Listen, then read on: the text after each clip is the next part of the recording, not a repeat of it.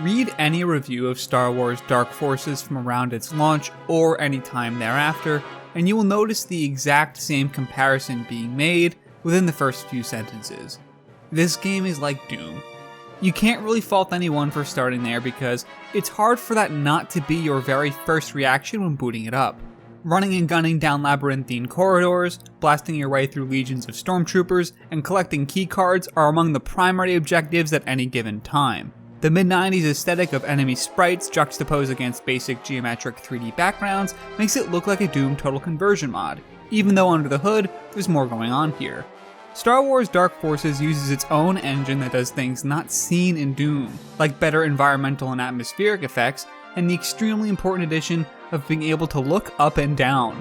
Adding vertical aiming to the player's verb list allows for the designers to manifest different challenges in the levels. The simple addition of having enemies at multiple elevations gives more texture and height to these environments than seen in Doom. Puzzles weave in this added verticality as well, by adding switches above or below the player to shoot at, giving you some extra things to be thinking about in between collecting colored keys to open colored doors.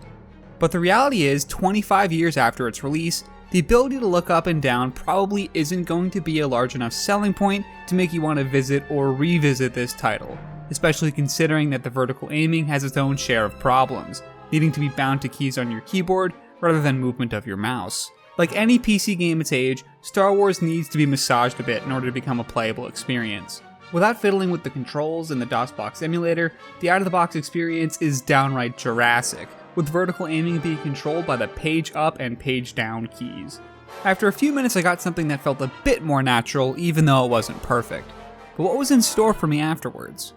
Dark Force's largest pull in the mid-90s may have been that it made objective improvements to an already well-loved and iconic first-person shooter, but its value in 2020 is in being an incredibly well put together piece of Star Wars media. In the Star Wars Extended Universe, the original Star Wars movie A New Hope is treated as the gravitational center point of the timeline, the keystone by which every other piece of Star Wars media fixes itself. Dark Forces takes place just before the events of the first movie, with some of the missions taking place here contradicting the now canon versions of the explanations seen in Star Wars Rogue One.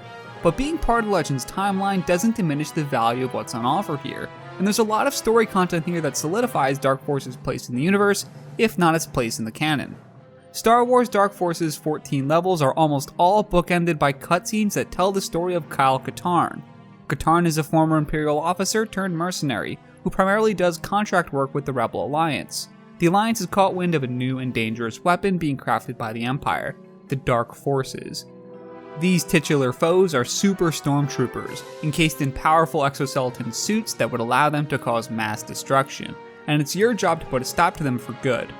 Spearhead of the Dark Forces project is Rom Mok, an Imperial general with a firm desire to ensure that warfare stayed married to the warrior. He hates the indirect and hands-off superweapons like the Death Star, and his Dark Forces initiative was a rejection of such technology. Dark Forces' surprisingly fleshed out story is one of the primary ways it differentiates itself from Doom, and the rich Star Wars setting it gets to pull from is the icing on the cake. In addition to the fully voiced cutscenes, each level opens up with a dossier on your mission, giving both the story context for the encounter as well as the specific gameplay objectives that need to be completed. What helps them feel like fleshed out missions and not just video game levels is that each world has not only an objective, but an exit strategy after completion to get you back to safety. That might be just as simple as returning back to your ship for extraction, or as wild as stealing an enemy vessel. But the fact that it's a consideration in all of these missions makes them feel real. Each mission focuses on unpacking a different aspect of the Dark Forces project. One might send you to the scientist behind it to learn more. Another might send you to the production facility to try to stop some of the gears of the machine. All of these missions are perfectly in service to the game's central objective of taking down the Dark Forces, and that ends up being a really tight package because of it. Once you get into a level, they play out as a combination of shooting, minor puzzle solving, and exploration. The levels are relatively open, with maze-like paths branching out in multiple directions. Anytime your forward momentum through a level gets stopped, you can lean on a fantastic map, which overlays the action Diablo style and clearly distinguishes doorways and unexplored paths. Levels can sometimes become a bit too complex, especially due to the general sameness and repetitiveness of the graphics, but it's never too overwhelming. Enemies are a mishmash of all the original trilogy suspects that you'd expect, and there's an arsenal of about half a dozen different ranged weapons. The gunplay feels and sounds good, with my favorite of the weapons being the early acquired assault rifle. It's fun taking stormtroopers to task, but I was surprised about all the cool ways your weaponry can interact with the environment. I previously mentioned some minor puzzle solving by shooting different switches, but there's more than that. Secret passages denoted by cracks in the wall can be blasted through with any sort of explosive like your grenades or a rocket launcher. And my jaw dropped when I stepped into a metal room and I saw the blast bounce and ricochet off the walls in a realistic fashion.